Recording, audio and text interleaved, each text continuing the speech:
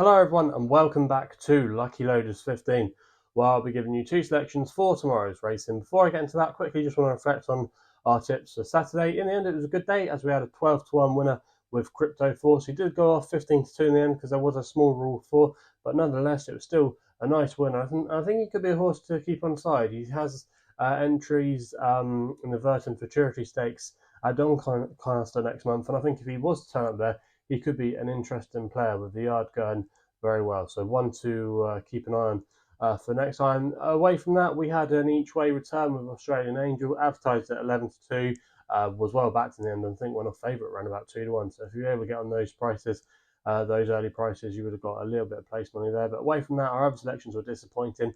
Injazati just never could really land a blow in the Cesarovic and finished way down the field. And Mischief Magic just wasn't able to step up from his Kempton win. So on the whole, it was a good weekend, and yeah, hopefully we can have a good week this week. So like I said at the top of the video, I've got two selections for tomorrow's racing, and I'm going to be going with a couple of each way selections tomorrow at bigger prices. The first one of them is going to be in the 358 at Hamilton. I'm going to put up a horse here called Gordonstoun for Danny Tudhope and Liam Bailey, available at 12-1 SkyBet, who are offering 4 places on this race, 4 places as well at that price on offer at Betfred, so do shop around if you can. I'm going to recommend a 0.5 each way selection here.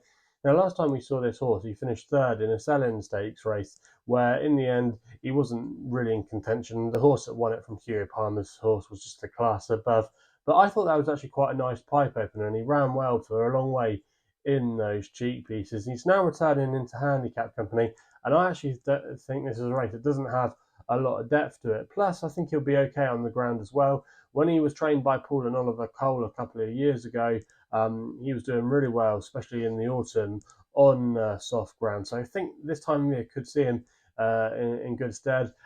Last year was just a complete write-off. He just didn't seem to enjoy the game. He's had a gelding operation since joining these connections, but I just thought there was a little bit more promise last time out. And if he can get in a good prominent position tomorrow, he might just be able to stay there. And if he can put up a good battling attitude, like I said, I don't think there's too many informed contenders in here, horses ahead of their mark. So yeah, Gordonstoun might be able to take advantage of that recent run after he was returning from a little bit of a break. So I'm hoping for a better run tomorrow. We then going to go with actually my nap. I should say Gordonstoun's my next best, but my nap tomorrow is going to be on the all-weather action at Newcastle in the 7:30. Going to go with Sandret here for Graham Lee and Ben Haslam. Currently available at 12-1 SkyBet, 4 places. Going to recommend a small stakes 0.5 each way. Now this horse Sandret, it's quite an interesting horse.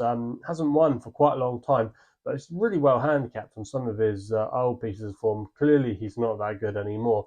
But off a mark of 67 in Class 6 company, which he hasn't been into for quite a while, I think he's massively overpriced here. Ben Haslam's team had a winner the other night when they beat our selection, Bring It On Boris.